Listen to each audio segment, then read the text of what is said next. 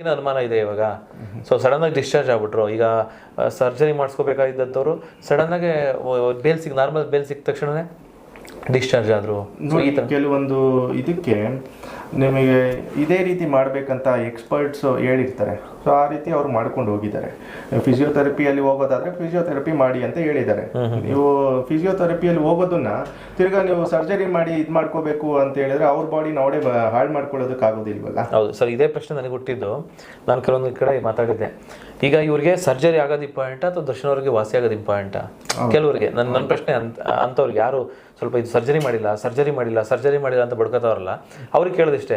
ಈಗ ಅವ್ರಿಗೆ ಕಾಯಿಲೆ ಇದೆ, ದರ್ಶನ್ ಅವ್ರಿಗೆ ಆಗ್ಬೋದು, ಯಾರಿಗೆ ಆಗ್ಬೋದು, ಆರೋಪಿ ಕಾಯಿಲೆ ಇದೆ. ಸೊ ಅವ್ರಿಗೆ ಹುಷಾರಾಗಬೇಕು. ಇದು ಇವನ್ ಸರ್ಜರಿ ಮುಖಾಂತರ ಆಗ್ಬೋದು ಅಥವಾ ಫಿಸಿಯೋಥೆರಪಿ ಮುಖಾಂತರ ಆಗ್ಬೋದು.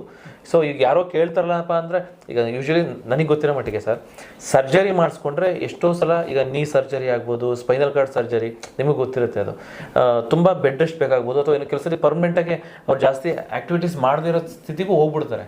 ಯಾಕಂದರೆ ಇವರ ಪ್ರೊಫೆಷನ್ನು ಇದೇ ಆಗಿರೋದ್ರಿಂದ ನಾಳೆ ದಿನ ಫೈಟ್ಸ್ ಆಗಿರ್ಬೋದು, ಆ್ಯಕ್ಟಿಂಗ್ ಆಗಿರ್ಬೋದು ಮಾಡಬೇಕಾಗಿ ಬರುತ್ತೆ.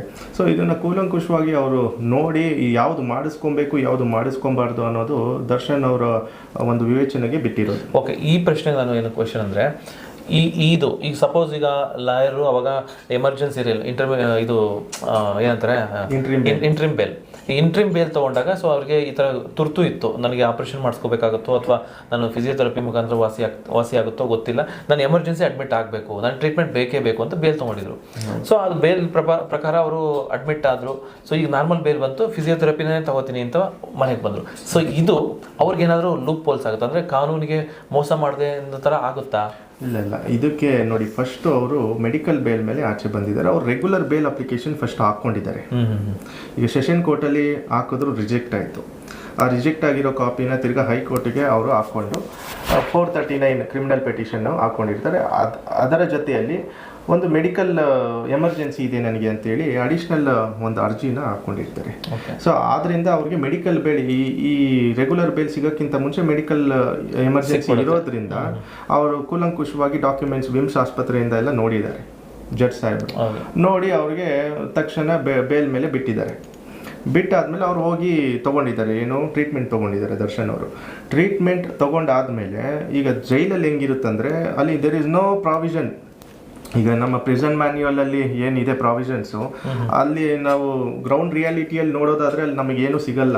ಈಗ ನಮ್ಮದೇ ಕ್ಲೈಂಟ್ಸು ಎಷ್ಟೋ ಅಂಡರ್ ಟ್ರಯಲ್ ಪ್ರಿಸ್ನರ್ಸ್ ಇದ್ದಾರೆ, ಅವರೇ ಫೋನ್ ಮಾಡಿ ಹೇಳ್ತಾರೆ ನಮಗೆ ಈ ಥರ ಇದಾಗಿದೆ ಅಂತ ಹೇಳಿದರೆ ಅಲ್ಲಿ ಒಬ್ಬರು ಟ್ರೀಟ್ ಮಾಡೋದಕ್ಕೂ ಸರಿಯಾಗಿ ಸಿಗಲ್ಲ, ನಮಗೆ ಪ್ರಾವಿಷನ್ಸ್ ಇರಲ್ಲ. ಇವರು ಹೀರೋ, ಇದೆಲ್ಲ ಒಂದು ಕರೆಕ್ಟ್ ಇರಬೇಕಲ್ವ. ನಾಳೆ ದಿನ ಹೆಚ್ಚು ಕಮ್ಮಿ ಏನಾದರೂ ಆದರೆ ಇವರು ಸಾವಿರಾರು ಜನ ಇವರ ಫ್ಯಾನ್ಸ್ ಇರ್ತಾರೆ, ಇವ್ರನ್ನೇ ನಂಬ್ಕೊಂಡಿರ್ತಾರೆ. ಇವರು ಹೆಲ್ಪ್ ಎಲ್ಲ ಮಾಡಿರ್ತಾರೆ. ಇವರು ವರ್ಷಕ್ಕೊಂದ್ಸತಿ ಇಷ್ಟು ಕೋಟಿ ಅಂತ ಇವರು ಹೆಲ್ಪೇ ಮಾಡ್ತಾರೆ.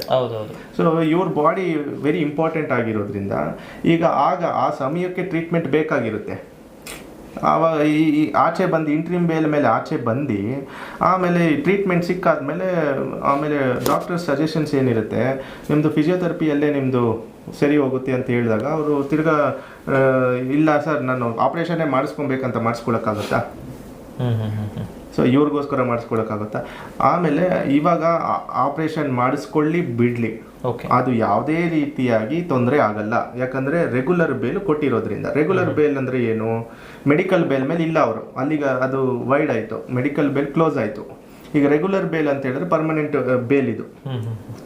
ಈಗ ತಿರ್ಗಾ ಅವ್ರು ಯಾವಾಗ ಒಳಗಡೆ ಹೋಗ್ಬೇಕಾಗಿ ಬರುತ್ತೆ, ಇವರು ಕ್ಲೀನಾಗಿ ಎಲ್ಲ ಟ್ರಯಲ್ ಟೈಮ್ ಅಲ್ಲೂ ಇವರು ಅಟೆಂಡ್ ಮಾಡ್ಕೊಂಡು ಹೋದರೆ ಎಲ್ಲ ಕೇಸ್ ಡೇಟ್ ಟೈಮಲ್ಲೂ ಇವ್ರಿಗೆ ಯಾವುದೇ ರೀತಿ ಸಂಕಷ್ಟಗಳು ಬರಲ್ಲ. ಇನ್ ಕೇಸ್ ಯಾವುದನ್ನ ಒಂದು ಎಲ್ಲೋ ಆಚೆ ಇದ್ರೋ ಅಥವಾ ಏನೋ ಮಿಸ್ ಆಯಿತು ಅಟೆಂಡ್ ಮಾಡೋದು, ಆ ಸಮಯದಲ್ಲಿ ರೀಸನ್ಸ್ ಕೊಟ್ಟು ಅರ್ಜಿ ಹಾಕಬೇಕಾಗತ್ತೆ ಅವರ ವಕೀಲರು. ಇನ್ ಕೇಸ್ ಅರ್ಜಿ ಹಾಕೋದು ಮಿಸ್ ಆಗೋಯ್ತು ಅಂತ ಹೇಳಿದ್ರೆ ವಾರೆಂಟ್ ಮಾಡಿ ಒಳಗಡೆ ತಗೊಳ್ಳುವಂತಹ ಬೇಲ್ನ ಕ್ಯಾನ್ಸಲ್ ಮಾಡಿ ಒಳಗಡೆ ತಗೊಳ್ಳುವಂತಹ ಚಾನ್ಸಸ್ ಜಾಸ್ತಿ ಇರ್ತದೆ. ಸೊ ಈಗ ಪರ್ಮನೆಂಟ್ ಬೇಲ್ ಆಗಿರೋದ್ರಿಂದ ಅವ್ರಿಗೆ ಯಾವುದೇ ರೀತಿ ಸಮಸ್ಯೆ ಇಲ್ಲ. ಅವ್ರು ಆಪರೇಷನ್ ಮಾಡಿಸ್ಕೊಳ್ಳಿ ಬಿಡಲಿ, that is none of the concern. Okay sir, okay. Especially Darshan ಅಭಿಮಾನಿಗಳು ಗಮನಿಸಬೇಕು. ಸೊ ಯಾರು ಎಷ್ಟೇ ಮಾತಾಡ್ಕೊಳ್ಳಿ, ಕಾನೂನಿಗಿಂತ ದೊಡ್ಡವ್ರು ಯಾರೂ ಇಲ್ಲ. ಯಾಕೆಂದರೆ ಅವ್ರು ಏನೇನು ಕಾನೂನಲ್ಲಿ ಯಾವ್ಯಾವುದು ಅವಕಾಶಗಳಿದೆ ಎಲ್ಲದೂ ಹೇಳಿದ್ದಾರೆ. ಸೊ ದರ್ಶನ್ ಅಭಿಮಾನಿಗಳು ಯಾವುದೇ ರೀತಿ ಗೊಂದಲ ಮಾಡ್ಕೊಳ್ಳೋಂಥದ್ದು ಅವಶ್ಯಕತೆ ಇಲ್ಲ. ಸೊ ಕಾನೂನಿದೆ, ಕಾನೂನು ನೋಡ್ಕೊಳ್ಳುತ್ತೆ. ಕಾನೂನಿಗೆ ಬಿಟ್ಬೇಡ, 100 ಜನ 100 ಥರ ಮಾತಾಡ್ಬೋದು.